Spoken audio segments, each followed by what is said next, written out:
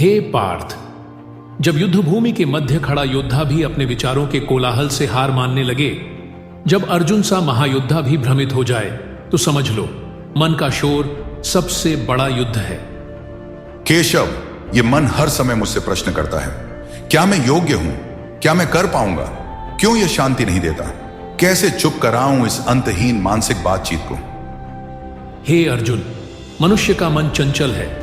बड़े बड़े योगी भी उसे वश में करने में असफल होते हैं, परंतु यह असंभव नहीं है। शांत करना है तो समझना होगा इसकी प्रकृति को।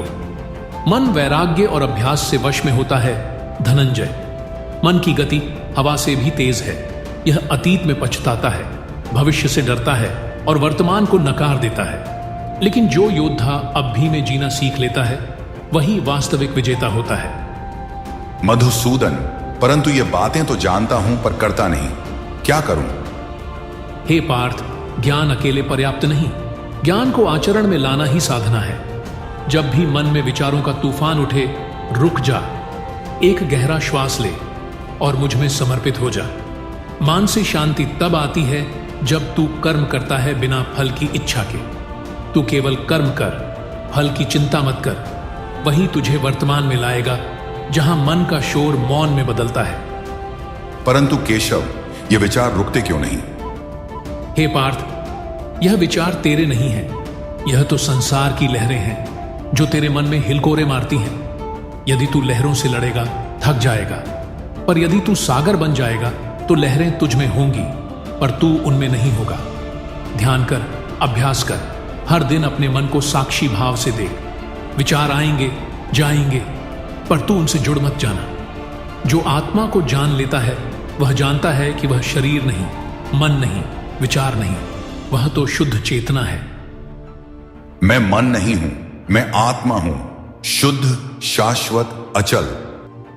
अब तू समझा पार्थ, जब तू इस ज्ञान में स्थिर रहेगा, तब संसार की कोई भी चिल्लाहट तुझे विचलित नहीं कर पाएगी। तब तू उस स्थिति को प्राप्त करेगा जिसे मैं स्थिर प्रज्ञ कहता हूं, जो सुख दुख, लाभ हानि, जय पराजय में समान रहता है। अर्जुन, हर सुबह उठकर यह स्मरण कर, मैं कर्म करूंगा बिना डरे, बिना रुके। मैं विचारों को साक्षी भाव से देखूंगा, मैं वर्तमान में जीऊंगा, मैं स्वयं को जानूंगा। बस इतना कर और तू पाएगा उस शांति को जिसे सारे योगी खोजते हैं। पार्थ, मन का मौन तब आता है जब तू अपने सत्य से जुड़ता है, और सत्य मैं हूं, तू मुझ में है और मैं तुझ में। अब उठ, धनुष उठा, ना केवल युद्ध जीतने के लिए बल्कि स्वयं पर विजय पाने के लिए, क्योंकि अंत में सबसे बड़ा युद्ध आत्मा और मन के बीच होता है, और जो वहां विजयी होता है वही सच्चा महायोद्धा कहलाता है।